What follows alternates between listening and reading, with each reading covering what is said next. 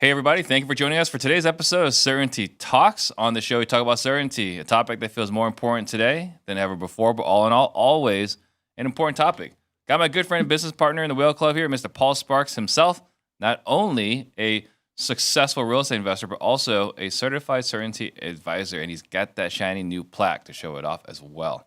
Uh, there it is. We do this show because a wise man once asked a question. If you look at the last 3 years of your business by months and turn all the negative months into zeros, what would happen to your bottom line? That wise man is Dan Nicholson, a business partner of ours inside the Whale Club.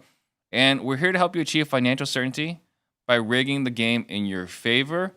I'm also on a mission to create 100 millionaires. The information on the show alone is enough to help you become a millionaire in the next 5 to 7 years. If you'll take consistent action, you will become one.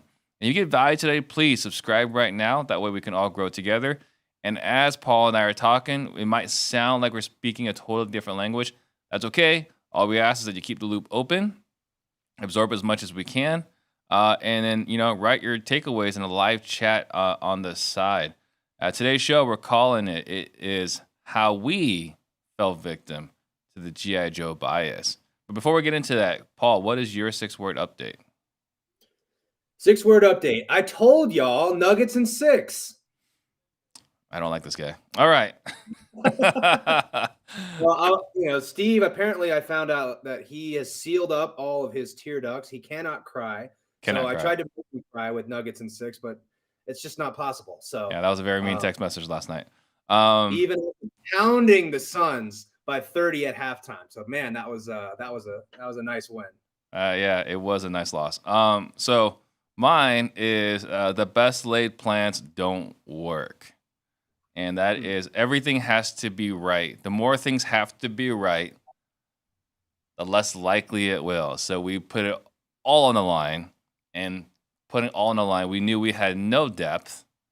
And so Chris Paul would have to stay healthy, which was a certainty not going to happen. Aiden has to not suck, which is a certainty not going to happen. Right. And we had to have a bench that would be like playing their best. Right. What's that? What you can achieve and what you can maintain are two different things. And we needed Booker to average like 60 points a game to win the series. And well, that's not really sustainable. It's just achievable. So the best laid plans don't work. Well, that's so funny you say that. That's like what a great case in point for system reliability. The number of things that need to go right. I don't know why when you said that, but I started thinking about like 4-game, 5-game parlays. Somebody's making a bet and they're making these, 4-game parlay. It's like, well, what's more likely that you get one thing, you make the bet right on one game, or that you get all 4? Well, it's like if you need 4 to go right, the likelihood of that all happening goes way down. Well, it's the reason why if you look at Keno, right? Like the game Keno, if you guys ever are in a casino, like at lunch, and you see this little thing on your table with like a red pencil and there's 80 boxes and you mark 20. It's statistically impossible. Right? It's like 1 in a trillion, right? To get all 20 right in Keno. But if you do, you win like $100 million, something crazy. Every time someone's ever won Keno, they were convicted of cheating the system. Like it's just that impossible to win it. So yeah, the more things have to go right, the more they won't. And we saw that with Chris Paul's health, DA sucking, and the bench being unreliable. So anyway, today's show, the how we fell victim to the G.I. Joe bias. So if you guys listened to the show last week, we talked about the biases, and then the last bias we covered was the G.I. Joe bias, which is even if you know these biases, you'll still fall victim to it. I know I have over and over again, no matter how much personal development I go through and learn about these things I'm screwing up, I still continue to screw them up. So what is happening here, Paul, with the G.I. Joe bias? I think it just comes back to the human mindset eats first. System one brain eats first. It's like we can't really fight our biology. We were given that biology because we needed it. It was, I say given, it's like we evolved to have those brains, and we still have them today. It doesn't make any difference. We have the same brain that we did thousands of years ago, and so again, it's just hardwired into us. We have to deal with that, and it always eats first. It always gets first dibs, as Dr. Jeff says. So like our emotional side of our brain is there. The fight or flight side of our brain is there to keep us safe. It just doesn't really serve us very well in business anymore. Yeah, this survival instinct is great because it got us this far, but now we have to fight it to continue growing. So I guess you and I fell victim to this some time ago, about a year ago. Mm-hmm. So what happened exactly about a year ago? Well, about a year ago, and shout out to the CCA. So I'm holding up my brand new CCA Certainty Certified Advisor graduation plaque that I received a few weeks ago in Seattle, and I'm extremely proud to have this sitting up on my background here. But I was going through that program about this time last year, kind of coming at the very tail end of it. And CCA is a 6-month program where one of the things that you learn about yourself are the biases, right? Your own biases. And I don't think I appreciated at the time how prevalent the GI Joe bias was in my life, because again, what the GI Joe bias says is that you are subject to your biases whether you know it or not.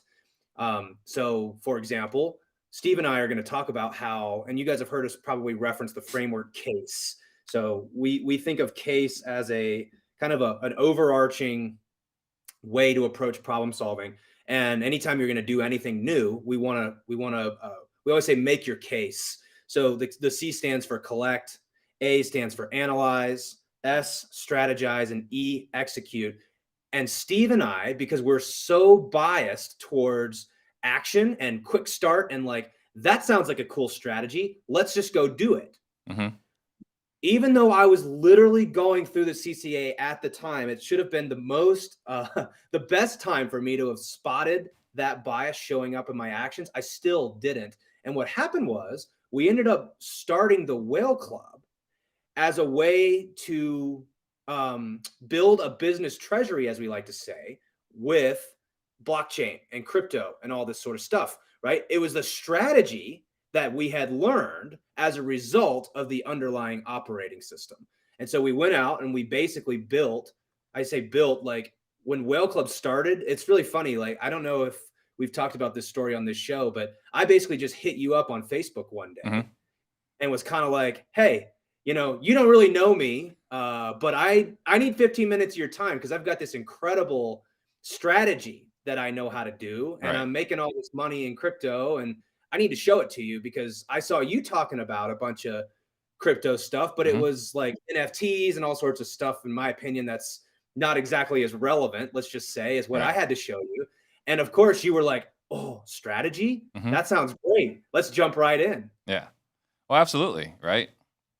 And so we learn about, building this treasury, right, with using assets on the blockchain, right, and say, okay, hey, like this is something that could be super exciting, and this is a part of my all or nothing bias.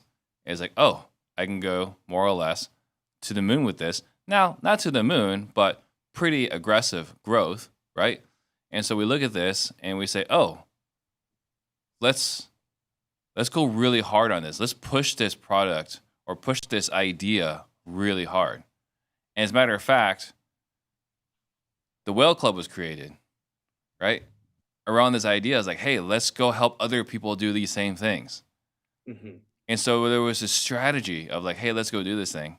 And we executed it pretty well. Yeah. Right? I mean, I think right off the bat, I think you had like 10, 15 people like say, Paul, I like what you're doing. Show me more. How do I get started? Pretty quickly. So what did you do? Execute at a pretty high level. And then we realized, wow, we did a really good job of strategizing and executing.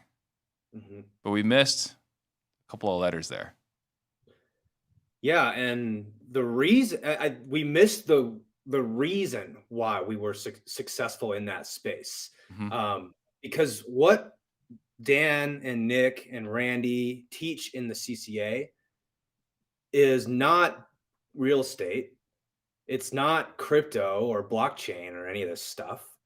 It's an operating system for making good decisions and navigating whatever domain or industry that you're in.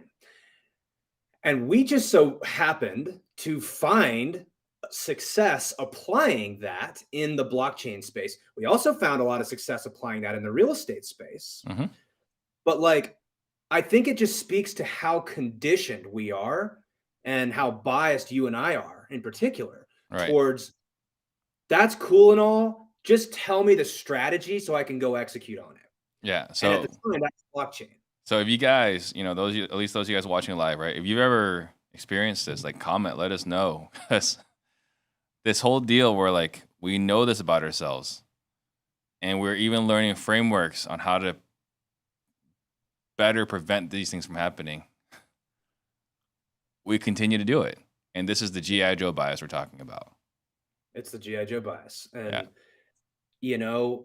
What a great case in point that I had literally just studied this stuff Mm-hmm. and then went and did the exact opposite of what should have been done. Right. And what should have been done is what we're doing now, because we are building this community whale club completely built on the certainty operating system. That doesn't mean we make perfect decisions every time. But what it does mean is it says and we use, in this case, for example, the investor frame, which says knowing what I know now. And we figured this out in about September of last year. Mm-hmm. From March to September, it was all about the strategy. Here's how to apply this strategy Right. without really teaching the underlying why the strategy works. And then we realized, oh, dang, we made this mistake. It took us like 6 months to realize that. Yeah. Well, and I think I just want to applaud your efforts here. So one thing that Paul's really good at is relationships. And so inside the Whale Club, you're constantly talking to the members within the community, surveying and figuring out what's going on in their lives, what's going on in their business. And that's how we were able to figure out, oh, they didn't come here for the blockchain part, or at least that might have been what got them in the door, but that's not what really excites them. That's not what they are really interested in. What they're really interested in is how to make better decisions in their life, in their business, and so on. So we went to strategize and execute, and then we compile and analyze, right? That's SECA. That's what we're pretty good at. SECA. Yeah. Well, But we got to do talk, CASE. What's that? We talk every Sunday, and like literally every week almost, we find ourselves kind of making this. And I think that's the benefit of having a shared language and a shared toolbox is you increase your odds, let's just say, of not spinning your wheels for as long, because at least you have other people who know your biases and who can point it out. It's like having someone to point out and be like, you got something in your teeth right here, like Mm-hmm. you're doing it again. Right. And it's hard to see that spot in your teeth when you don't have someone else that can look at you because Right. you just can't see it. Well, that goes back to last week's show about how to identify your blind spots, right? The best way to identify your blind spots is to know someone else who understands the biases and is aware of your blind spots. Yeah. Get someone who's willing to point that out as well. And a lot of people like can see it, but maybe they aren't willing to like call you out on it. That's an even second different level of friend. Yeah. Right? Well, I was always that friend that would always let you know when you had a booger. Always. And it always pissed me off when I go to the bathroom later. I was like, how long has that been there? And why has no one said anything to me? Right? So, yes, I am definitely that friend that will point things out. The other thing, too, is, just thinking about how many things have we bought, right, from someone else because they're pitching this strategy, this success. Paul, listen, I've got this magic pill, and it's going to solve all of your problems. What is it? Well, it's this strategy. And if you execute this strategy, you're going to get all of these results, right? And there's very little analysis of what your actual preferences are, what your tendencies are. It's just, Paul, look, here's the strategy, and you're going to have all that you'll ever need. And they're just taking advantage of human psychology doing that. Like, And it's crazy because I never thought that that was me until I built a business that did that exact same thing, and I was like, "Are you kidding me? How did this end up happening?" Yeah. I think it just speaks to, like, how conditioned we all are to, like, "I don't wanna do the work, just tell me what strategy I can go do so that I can accomplish or have the identity that I want or whatever the currency you're trying to get more of. Maybe it's money. You're trying to get rich quick. Someone Yeah. sells you a get rich quick scheme or strategy. Well, that's what they're doing, Hmm. right? They're not selling you the collect and the analyze phase. That doesn't sell quite as well. No. Um, As a fact, and a we matter of knew fact, it that. probably unsells. We knew that Yeah. as we were sitting here saying, like, dang, I think we just I think we just made a pretty huge mistake. Like we're sitting here selling the strategy, but what we know is that strategies are very when you say when you said something, I was making this note, the guru that says, "Hey, this strategy that'll solve all your problems." Hmm. Like again, they don't know all your problems. They don't know your preferences. They don't know your strengths and your weaknesses and things like this. They're just counting on the fact that you suffer from the same bias that Steve and I do, Hmm. which is like, just tell me what strategy I can go execute on. Right. And it naturally sifts itself out, right? The people that don't have the same problems that Paul and I have won't fall victim to it. But the people with the problems that Paul and I have will fall victim to it every time, or at least a lot of the times now. It'll happen less often, but we self-identify that we have these biases, and then we buy their products, right? Mm. Because they know that we will strategize and execute quickly. So again, the reason why we're talking about this is that even though Paul and I talk about it, we still fall victim to it. So if you're wondering these days why on the show we're not talking about blockchain so much, it's not that we don't care about blockchain. We find it uninteresting or don't believe it has any weight. We still believe in it. It's just that's not what we want to talk about. What we want to talk about is how to find certainty, how to find clarity, how to make better decisions, how to figure out what is the best way to go. That is more interesting for us. If people want to go do blockchain, great, right? If you want to do something else, I mean, we're going to be talking about it for next week's show about how I'm building my business treasury, right? Great. But just want to be clear here. We are still making these mistakes and we're doing our best to prevent them. But that's exactly what's happening here. Hmm. Yeah, and we want to build in the open too, which means we're sitting around having again, Steve and I, we talk offline about how to build our business, what we do next, and it just kept coming up in conversation. We're like, we haven't really talked about blockchain in a while, and maybe we just better address that. Hmm. Maybe we better address so that everybody can understand it's not because crypto's in a bear market. Right. It's not because we don't believe in crypto long term. I still have all my holdings. I'm still doing all the same things I was doing before. Nothing's really changed. First of all, because I wasn't trying to get rich quick in a year off of crypto. I Right. see this as a long term investment. And I think what I just realized was we can't build a business doing what every other guru that we see does, which is just trying to sell you on their strategy. They figured out some strategy that they made money on Hmm. and playing their game, and now they want to teach it to you. Well, we wanted to kind of be the opposite of the guru, right? The anti strategy Yeah. group, and teach people not necessarily how to get rich on a certain strategy, but how to identify the right strategy based on your unique preferences and disposition and skill sets and things like this, how to slow down, collect and analyze and implement this operating system Hmm. so that you can go apply it to whatever it is that you want. In our case, we choose to apply that to real estate. That's our macro belief, as we like to say. And there was just a dissonance in the way that we were building that business, and we had to change. So we wanted to come on this show today and just share a little bit about that process, and also shed some light on like the GI Joe bias, because man, it just shows up all the time in our business. And if you're listening to this and it resonates with you, just know like you're not alone. Like just because you struggle with certain things, I got news for you. Unfortunately, you're still going to be subject to those things. So it's less about knowing it and more about implementing different tools and frameworks inside your life so that you can account for it. Because Yeah. it's not about eliminating, it's about accounting for it. Right. And one of the things we talk about is uh, this isn't necessarily a bias so much as a horrible habit. Right. I am weak around tasty foods. Right. So what do I do then? Well, when I was single, it was really easy. I just didn't buy junk food. Right. If it's not in the house when I'm weak, it's no problem. Unfortunately, I've got kids and they love junk food. So it's in the house, right? But then in the office, what do I have? I have snacks here that are healthy so that I'm not going out and picking up Jack in a Box or Carl's Jr. real quick, right?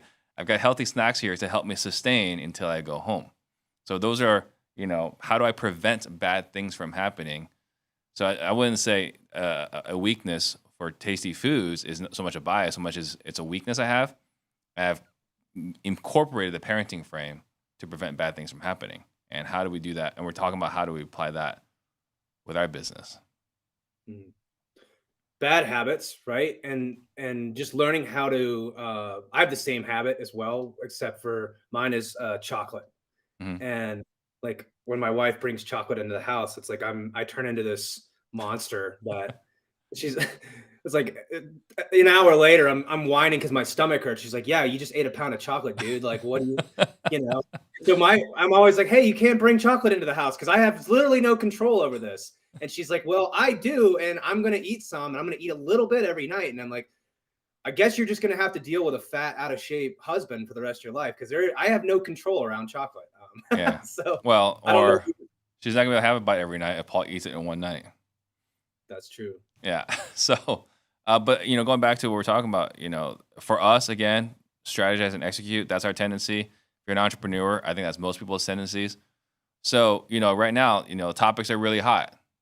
AI, solar, or whatever, right? When someone's pitching you this, just think back. Is it strategy or do I need to collect first? Do I need to analyze first? Yeah. We've all been there. First of all, let me be the first to admit that was me in real estate, was like jumping from group, course, mastermind, jumping to all of them, trying to figure out what was the next strategy that was going to help me explode my business and get to where I wanted. Because it's so much easier to just do that. We think in our heads, Mm-hmm. but what we know is that the process is the shortcut.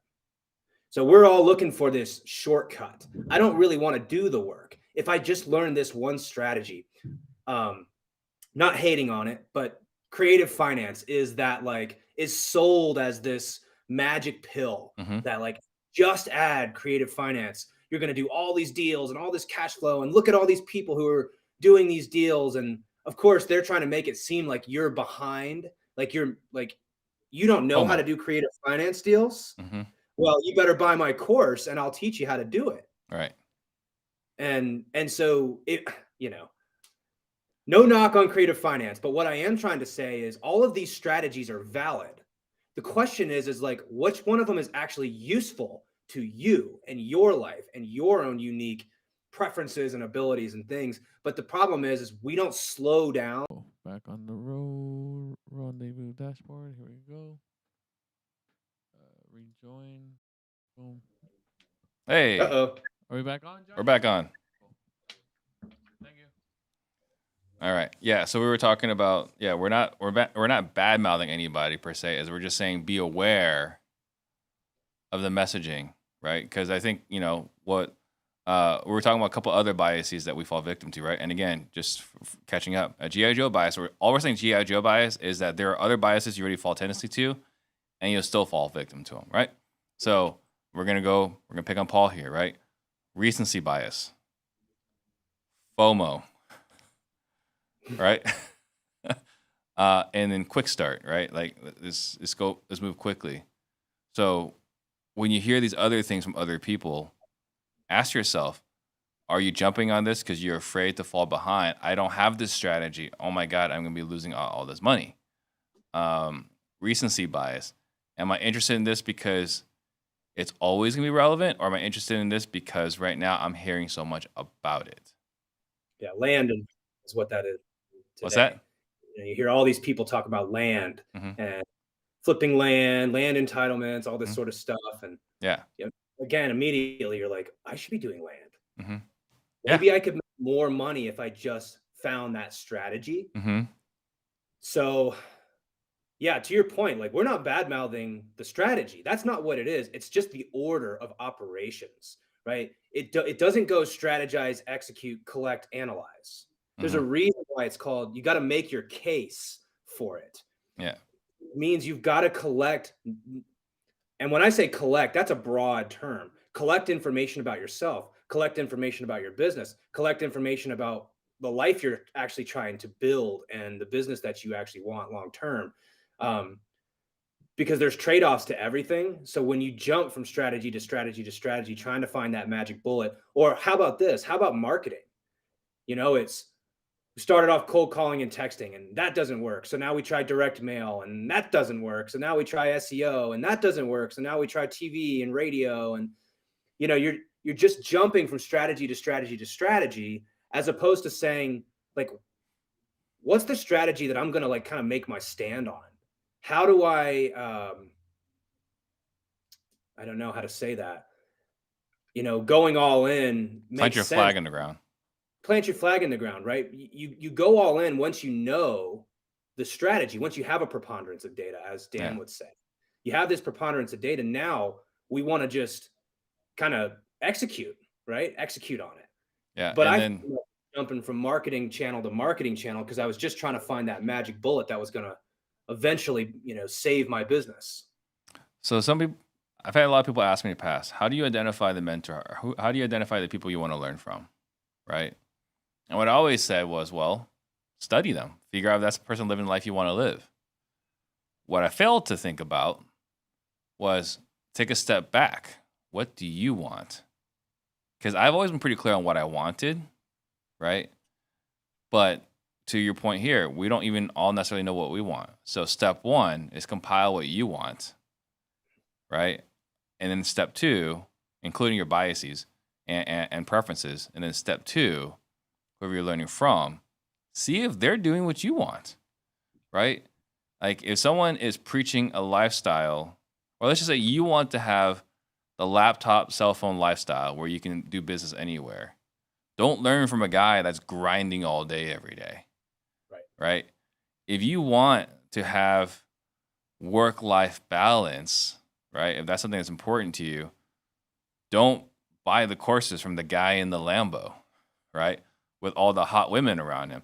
I'm not saying there's anything wrong with hot women. I'm just saying maybe don't buy from that guy because he's preaching a different lifestyle than what you may want, right? So I think part of the before you buy that next secret strategy, right, that no one knows about, or FOMO, if you don't buy it now, you're going to miss out. Collect data about yourself, collect data about the other person, and analyze. Yeah. Yeah, definitely don't justify your decisions on a certain strategy based off of what you see off of YouTube and social media, because you're seeing the best, right? You're seeing the best. They're putting their best foot forward. That's not indicative of how is this affecting their relationship with their wife, right? What Mm-hmm. do their eating habits look like outside of this? Things that maybe matter more to you, but you can't quite see on the surface. And so we fill in the gaps with our head. We say like, I see this person doing this, and then you fill in the gaps of how that might apply to you, but you're not considering everything because again, that's not what social media is designed to do. You need a community of people that can shed light on that sort of stuff. It's more personal, I think, Yeah. but we don't want to slow down and do the work. We just want to be like, I could make money doing this. I could see myself doing this. So we're just going to go for it. Yeah. So we spent a good chunk of this today talking about how Paul and I have fallen victim to G.I. Joe bias again, right? We're going to try to do better. And last week we talked about, all the existing biases. And I think we touched on it last time, like how do you prevent bad things from happening? So we have case, we just have to use it, right, for Paul and myself. But maybe a little opportunity for introspection for everyone that's watching and listening. what are some things they can do to prevent falling victim to the G.I. Joe bias? I think I would sum that up as you need a forcing function. Forcing function means you need something that's going to force you to do it. I was talking with my project manager. He's a partner of mine in a business that we have, and he got invited to come speak to a group of house hackers, essentially, about doing renovations in their basement. One of the things that he struggles with, like I do, which is like he's kind of like, how do I say this? Ballpark. He likes to ballpark things, right? It's going to be about this much. It's going to be about that much. Why? Because he doesn't like to compile all of the spreadsheets and all the information and stuff like this. And one of the things that, so he asked me, like, what should I present on? I said, well, why don't you just ask them what they would get the most value out of. And so he did, and they come back, and of course they were like, how to ballpark or how to like your process for estimating rehab or something like this, how to estimate rehab on a house hack. And he's like, I just ballpark most things. And I'm like, well, this is your forcing function. You're not going to get up in front of all these people and just babble about ballparking. Like this is going to force you to have to do that sort of stuff. So I look for all these forcing functions all over the place. How do I don't really want to do something, so I force myself to do it. For example, my books. Sonia. She's my, I don't know, executive assistant's not the right word. She's much more than that, more like a director of operations now. But like, I put her on my schedule now because I used to put this block on my calendar every week where it's like, review the finances. That's not going to work. And that didn't work. Because I would get there and I'd be I could have told you that before you put that on your calendar. I have to do like anything else. I will do anything else. Like, so I added Sonia, and I just told her, I'm like, hey, your only job is to make sure that this meeting happens every week. Like, that's the job for this meeting. I don't need you to do anything other than just show up. And if I don't show up, like, you get to heckle me until I get there to do it. And that was a forcing function for me.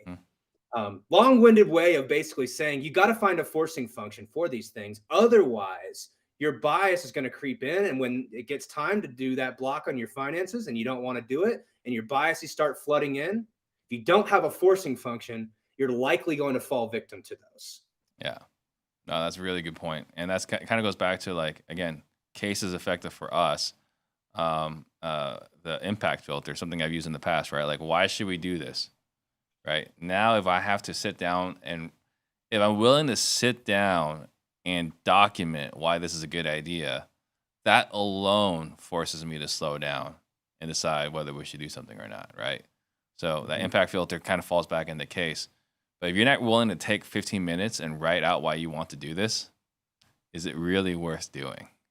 Yeah. Well, and that's where the professional skeptic frame comes in too. Not only why do you want to do this, but why is this a terrible idea? That one, I shy away from the professional skeptic frame a lot because, again, I'm biased. I only want to see the good, and Dan says this all the time. Again, it's easy for accountants. Accountants are wired to reduce risk, but most of us, entrepreneurs, we're just not. We're wired the other direction. Dan happens to have both wiring, an entrepreneurial wiring and, but he says all the time, if you can just eliminate the downside, focus on preventing bad things from happening. I know that sounds like a kind of a Debbie Downer way of looking at it, but if you can remove all downside, all you're left with is upside. Yep. So I don't necessarily think of it as a defensive move. I think of it as offensive, but just you're playing offense against trying to beat the enemy as opposed to like only playing offense to try to get more. So yeah, prevent it. Like, this is where the frames come in. How do we prevent myself from doing this? I mean, just look at the sports analogy, right? If we prevent bad things from happening, only good things can happen. This is an extreme, right? But if you can prevent bad things from happening, instead of giving up 100 points a game, this is hypothetical, right? Theoretical here. Instead of giving 100 points a game, you give up 5 to 10 points a game in the NBA. Yeah. How many games would you win if you were only giving up 5 to 10 points a game? right? You would be undefeated the entire season. And that's kind of what we're talking about here. We can figure out a way to prevent bad things from happening, reducing the downside. Then there's only upside. There's only good things, only accolades, significant accomplishments, doing what you want on your own terms, playing your games, and all that wonderful stuff. So, again, forcing function then, right? So for everyone else that's listening, if you know your biases, figure out a way to force yourself to not violate these, your natural tendencies and biases. Yeah, I say this internally to the folks in our community all the time. The Whale Club community is like, Whale Club is a forcing function for me. It became a forcing function, which means because I spend an hour a week here with you talking about all of these tools, these principles, these frameworks, I spend an hour every week on our whale calls talking about it. And I probably spend multiple hours a week just talking to members of our community and working through challenges and issues that they're dealing with. And so, I mean, Whale Club could make $0 and it would still be a very, very valuable business for me because it's a forcing function that forces me to make better decisions in my real estate business. Because I'm spending a lot of time articulating it. I'm spending a lot of time around people who, like you, who understand this language. And I'm sort of problem solving out loud, which allows my friends and our community to point out gaps in my thinking. I think this might be one of those biases. Like, have you slowed down? Like, what does the data say? Like, I don't have any data. I just heard it and I thought it was a good idea. Like, well, maybe we should start there. Yeah, maybe we should start there. And yeah, I mean, just to add to that point, right? Forcing function. So again, we're saying this is a value here. How to prevent bad things from happening, prevent yourself from falling victim to the biases. Another example of forcing function, not here to prevent a bias, but a forcing function for myself, is I've always learned better by teaching. And so the reason why I feel so qualified to teach real estate sales is because I get to teach real estate sales 3-4 times a week to the best operators in the freaking country, right? So being able to do this every week in, week out forces you to level up. So before we wrap up here, is there anything else we want to make sure that everyone that's watching and listening take away from today? I think the last point that I want to make is if you're like Steve and I, and you struggle with jumping right to, you hear some strategy. So I'm talking directly to the people that did just what I did, which is they jumped from course to course to course to course to course, right? If that's you, you're probably caught in that strategized loop. And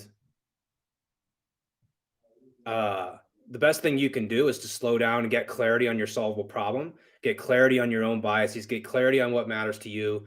We've got these different tools like the 8-timer audits, all sorts of kind of mental models to think through this stuff, because most of us won't slow down to do the work. We'll just, again, there's a quote we say all the time: most prefer the certainty of misery to the misery of uncertainty. Mm-hmm. It means we're sitting here jumping from strategy to strategy and we're miserable, but it's familiar. We're used to it.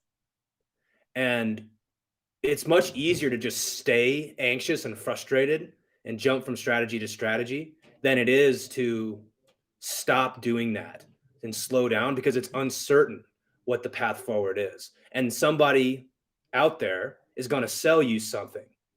You're very susceptible to the charlatans, the snake oil salesmen, as well as the good people out there that have great products to sell you, but it's just not a great fit for you because you're not in any position to be making that decision because you haven't collected and analyzed anything.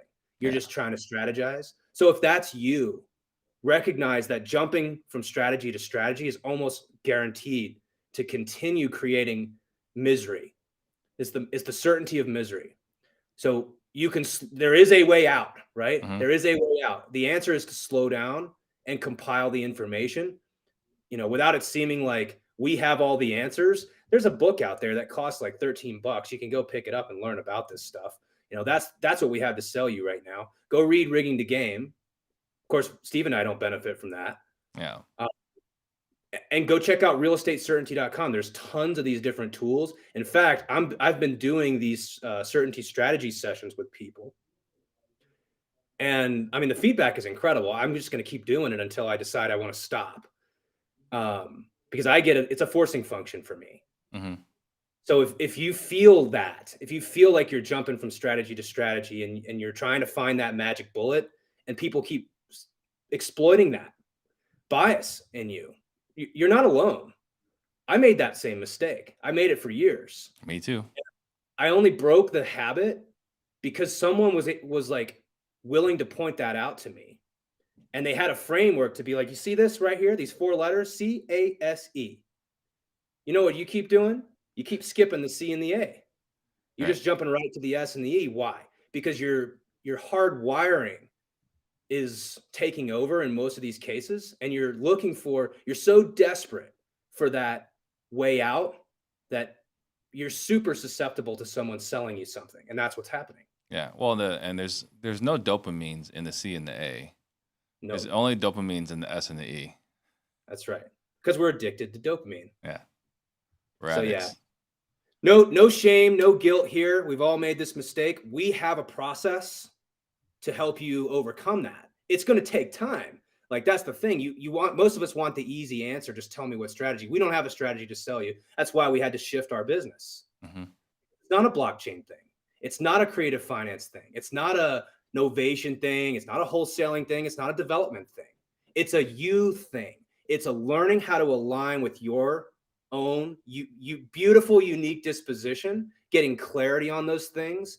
And then the strategies start becoming obvious in a lot of ways. Right. Now you have clarity. And boy, does it make it so much easier to start aligning with that once you have it. It's almost impossible. You're just guessing. You're like, is it this one? Is it this one? Is it this one? Does this feel good? Does this feel good? Nope, nope. And you just jump from strategy to strategy. Yeah.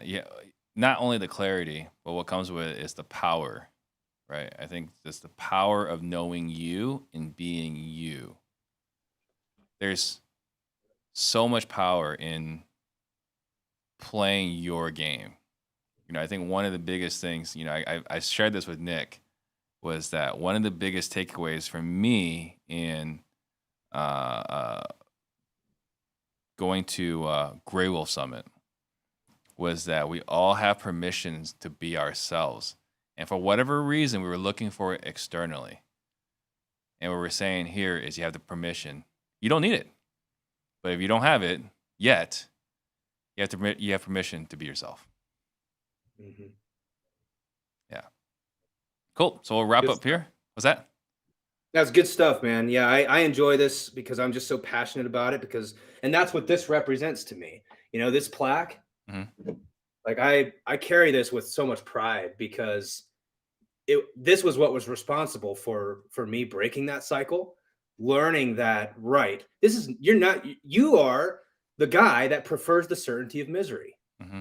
You would just rather keep jumping and blindly jumping around because you won't do the work. You won't slow down.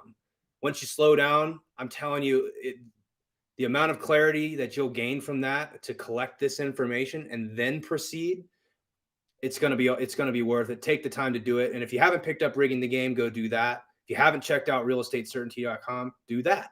There's lots of great tools there. If you resonate with any of this stuff, set up a call with me. You can go to realestatecertainty.com and click the little 45-minute strategy session there, and I'll walk you through some of these tools. Start implementing it into your life like tomorrow. I'm not going to take the meeting tomorrow, but next week we'll do that. And you can start implementing it next week. Yeah. All right. Sounds good. See you guys next week. Appreciate you guys joining us today, and appreciate you guys listening to the podcast as well. See you all next week.